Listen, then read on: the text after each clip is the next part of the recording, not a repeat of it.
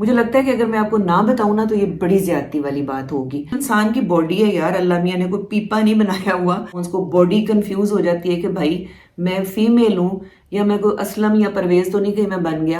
السلام علیکم every one, I hope کہ آپ سب لوگ ٹھیک ٹھاک ہوں گے. کلینک جانے کے لیے میں تیار ہو گئی ہوں میں تھوڑا سا پہلے تو میں نے کہا چلو ایک بہت ہی مصیبت پڑی ہوئی ہے پوری دنیا میں آج کل جناب، P C OS and P C OS ایک کیوس کریٹ ہوا ہے.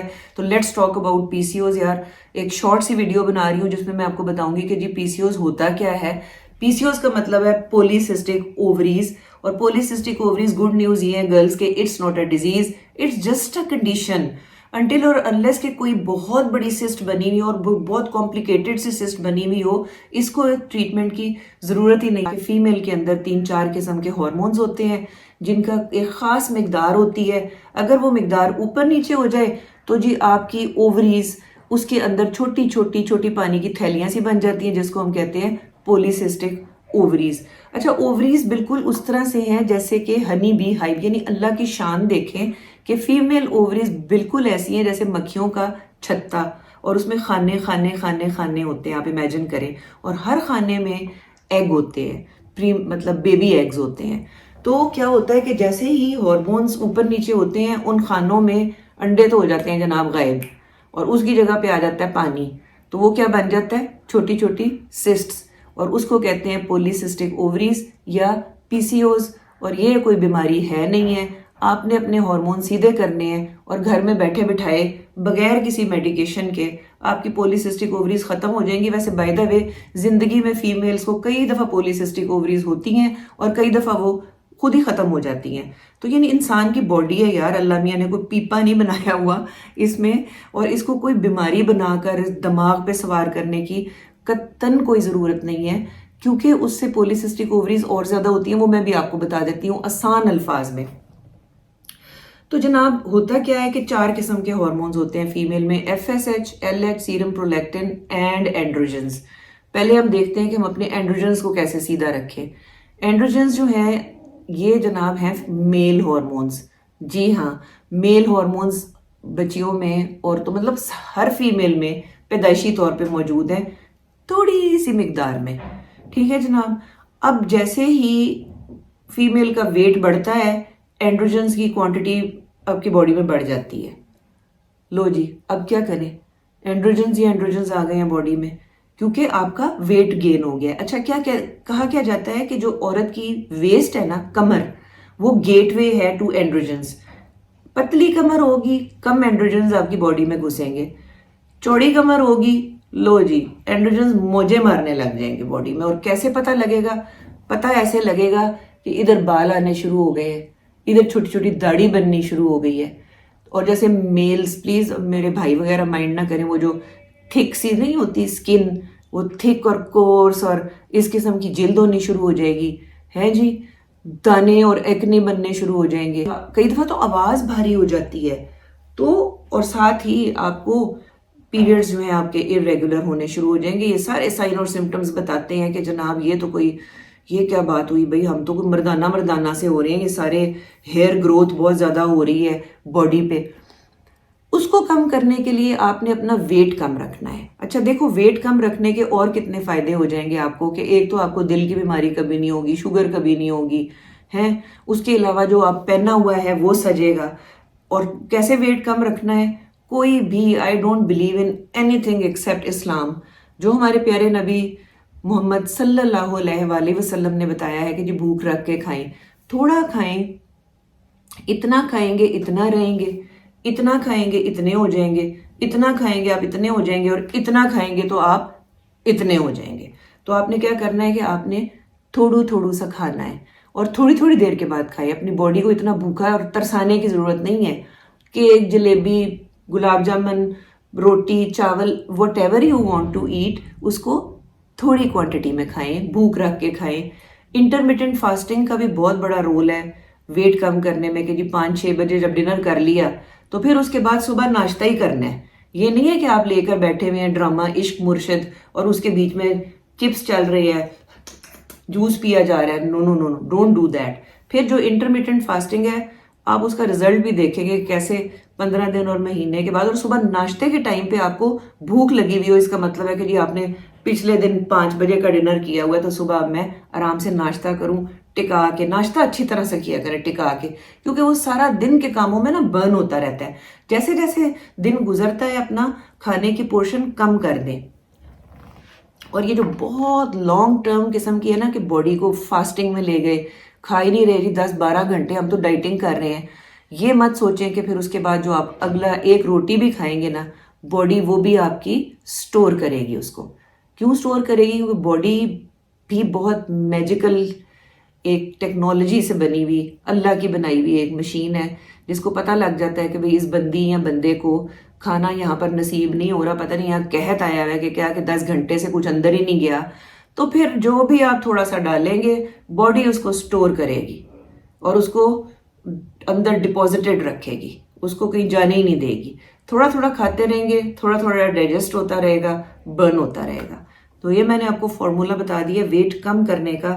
ویٹ کم ہوگا, اینڈروجنز کم ہوں گے, اینڈروجنز اندر جا کر جو تباہی مچاتے ہیں اور آپ کے سارے ہارمونز کو باڈی کنفیوز ہو جاتی ہے کہ بھائی میں فیمیل ہوں یا میں کوئی اسلم یا پرویز تو نہیں کہ میں بن گیا, یہ ہو کیا گیا ہے, اور سارے ہارمونز اوپر نیچے ہو جاتے ہیں اور گڑبڑیشن کی شروعات یہیں سے ہی ہو جاتی ہے. تو کیپ یور سیلف تھن. اچھا, بہت باریک یا پتلا یا تیلا ہونے کی بھی ضرورت نہیں ہے. اس کی وجہ یہ ہے کہ ہر بندے کا اپنا ایک سٹرکچر ہوتا ہے جو کہ جینیٹیکلی ڈٹرمنڈ ہوتا ہے. اللہ تعالیٰ نے یہ آپ کے لکھا ہوا ہے جینز میں, لکھاوٹ میں, موروثی طور پہ, وراثتی طور پہ آپ کے اندر آلریڈی ہے کہ بھئی فلانے نے بالکل سکنی ہونا ہے, فلانے نے درمیانہ سا ہونا ہے اور فلانے نے تھوڑا سا ہیوی ہونا ہے. تو اپنے اس ویٹ کو مینٹین رکھیں, اس سے زیادہ ویٹ اپنا نہ ہونے دیں. یہ تو تھا جناب اینڈروجنز کا. اور باقی 3 قسم کے جو ہارمونز ہیں وہ ان کو ایک ساتھ ہی آپ کنٹرول کر لیں. اس کا میں آپ کو ایک ہی نسخہ بتا دیتی ہوں کہ باقی 3 ہارمونز جو ہیں وہ کنٹرول ہوتے ہیں بھئی 2 قسم کے میجر گلینڈز ہیں آپ کی باڈی کے. گلینڈز تو بے شمار ہیں باڈی میں, لیکن جو 2 ڈونز ہیں نا, باس گلینڈز, وہ ایک ادھر دماغ میں ہے پیٹیوٹری گلینڈ, اور ایک ادھر گردن پہ بیٹھا ہوا ہے جس کو کہتے ہیں تھائرائیڈ گلینڈ. اچھا, تھائرائیڈ کے تو ٹیسٹ ہو جاتے ہیں, اور اگر تھائرائیڈ آپ کا کام نہیں کر رہا تو اس کے لیے چھوٹی سی ایک گولی ہے, صحیح کام نہیں کر رہا, وہ چھوٹی سی گولی روزانہ لیں, اس سے آپ فٹ ہو جائیں گے اور آپ کے ہارمونز وغیرہ سارے سیدھے ہو جائیں گے. لیکن جو جناب جو یہ پیٹیوٹری گلینڈ یہاں بیٹھا ہوا ہے نا, مین باس, اس کو خوش رکھنا پڑے گا. اگر پیٹیوٹری گلینڈ صحیح ایکٹ نہیں کر رہا, ہیلدی نہیں ہے, ہیپی نہیں ہے, پھر وہ آپ کی باڈی کے بہت سارے فنکشن کنٹرول کر رہا ہے. تو کیا ہوگا کہ آپ کی باڈی کے باقی فنکشنز بھی میل فنکشن ہونے لگ جائیں گے. بٹ ہم بات کر رہے ہیں پی سی اوز کی. تو جی جناب, پیٹیوٹری گلینڈ سے بہت سارے سگنلز جاتے ہیں آپ کی اووریز میں, اور وہ سگنلز اچھے والے اگر جائیں گے تو آپ کے F S H, L H اور سیرم پرولیکٹن ٹھیک رہے گا. اگر وہ گڑبڑیشن والے سگنلز چلے گئے تو پھر آپ کو پولیسسٹک اووریز ہو جائیں گی. تو پیٹیوٹری گلینڈ کو کیسے ٹھیک رکھنا ہے؟ بہت آسان ہے. نیند پوری کرنی ہے, ایکسرسائز کرنی ہے, بیلنس ڈائٹ کھانی ہے, اور بھائی سٹریس نہیں لینا. ٹھیک ہے, ریپیٹ کر دیتے ہیں, نیند پوری کریں. دل بھی چاہ رہا ہو کہ یار ابھی اگلی قسط دیکھ لیں فلانے ڈرامے کی, بند کر دیں. اور پھر ایک آپ کا ایک رائٹ بھی ہے. اچھا, پھر ایک خواتین پہ بیوٹی بھی آتی ہے, ہر بندے پہ آتی ہے اگر اس کی نیند پوری ہوئی بھی ہو. اور اللہ میاں نے قرآن میں بھی لکھا ہے کہ میں نے تمہارے آرام کے لیے رات بنائی ہے. تو آپ کا یہ رائٹ ہے کہ مزے سے تو 2 ایک پلوز اپنے کر کے کمفرٹیبل سنگل ہو کے چوچو کچو ہو کے مزے سے 7-8 گھنٹے سو جائیں. ٹھیک ہے, ایکسرسائز, ہاں ایکسرسائز کریں گے تو نیند بھی بائی دا وے اچھی آئے گی. اچھا جی, ایکسرسائز میں آپ کو بتا دوں سب سے بیسٹ ایکسرسائز جو ہے از اے واک, جو کہ تھوڑی سی تیز ہونی چاہیے, جس میں کہ آپ کو پسینے آئیں, آپ کی پیلپٹیشن ہو. وہ ایک واک ہوتی ہے نا, بہت سارے گچھے فرینڈز کے مل کے, ساری جو ہے نا خواتین مل کے ایسے واک, ادھر کی بات کی, ادھر کی بات کی, ہے بھئی اتنے کی ہو رہے ہیں, ہاں یہ ہوا تھا, وہ that walk is not a walk, that is not an exercise. اگر باہر نکلنے کا موقع نہیں مل رہا, کنڈی لگائیں کمرے کی, میوزک آن کریں اور جو دل کرتا ہے کریں. اس سے بڑھ کے اچھی ایکسرسائز اور کوئی بھی نہیں ہے. میوزک لگا لیں, اس کے اوپر خوب میں کہتی ہوں دھمالیں ڈالیں, जो भी आपको what ever you want to do, उससे क्या होगा कि पसीने आएंगे और जनाब और भी बहुत स्किन बड़ी अच्छी हो जाती है, सर्कुलेशन बहुत अच्छी हो जाती है। तो एक्सरसाइज ऐसी होनी चाहिए कि अगले दिन जब आप अगला दिन आए ना, आपको ऐसे लगे कि भैया आपकी जिस्म में वो दर्द हो रही है और जिस्म अकड़ा हुआ है और ऐसे लगे जैसे किसी ने आपको कुटा है, डंडा लेके कुट चाड़ी है। जब ये फीलिंग आएगी इट मीन्स कि आपने अपनी वर्कआउट के साथ की है जनाब जस्टिस। फिर भी उठ जाएं, मतलब ढीठ बन जाओ, फिर उठे, फिर एक्सरसाइज। हफ्ते में कम से कम मैं तो कहती हूँ रोज ही वॉक होनी चाहिए 40 मिनट्स की, लेकिन अगर हफ्ते में 5 दिन भी कर लें 100 बिस्मिल्लाह। उसके बाद जनाब सेकंड चीज है कि नींद। जब जाहिर है आपने इतनी वर्कशॉप की हुई होगी, अच्छा घर का काम प्लीज प्लीज कि जी मैं हांडी बनाती हूँ, मैं कपड़े धोती हूँ, एक्सरसाइज तो होती ही रहती है, बच्चे बड़ा भगाते हैं, that is not an exercise. 40 minutes की लगातार एक्सरसाइज जिससे कि आपको पसीना आया हुआ हो, आपको शावर लेना पड़े, वो आपने करनी है और उससे आपको नींद भी बहुत अच्छी आ जाएगी। तीसरे नंबर पे आ जाता है स्ट्रेस। तो टेंशन लेने का नहीं है, देने का भी नहीं है किसी को हम क्यों टेंशन दें। बहरहाल टेंशन लेने की जरूरत नहीं है। टेंशन के इतने मौके आते हैं, सुबह उठते ही टेंशन शुरू हो जाती है, कभी बिजली नहीं है, कभी गैस नहीं है, कभी ये चीज़ नहीं है, कभी टेलर ने कपड़े ख़राब कर दिए हैं, अभी फलानी चीज़ आ रही है, उसके लिए ये लेना है, ये हो गया है, वो हो गया है।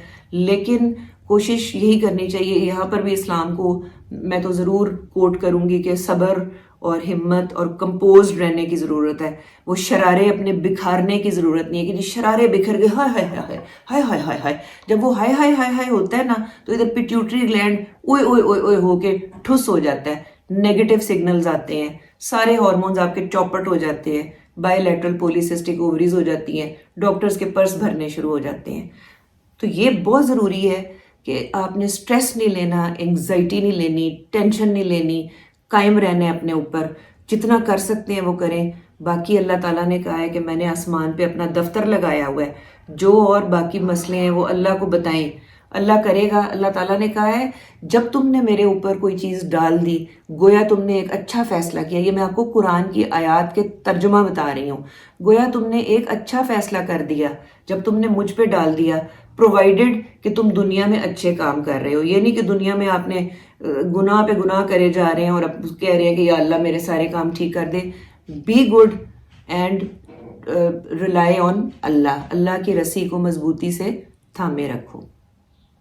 आखिरी चीज़ डाइट, ग्रीन्स खाएं यार। ये अगर पॉलीसिस्टिक ओवरीज नहीं करनी है, फॉलेट की ज़रूरत होती है उसके लिए बहुत ज़्यादा। अल्लाह मियाँ ने फॉलेट स्पिनच में रखा हुआ है, ब्रोकली में रखा हुआ है, एवोकाडो में रखा हुआ है, अंडे में, दूध में। अगर आपको लगता है कि आपकी डाइट में ये चीज़ें नहीं शामिल हैं तो फिर आपको डॉक्टर या खुद ही आप ओवर द काउंटर जाकर केमिस्ट से ले सकते हैं फॉलिक एसिड की गोलियां।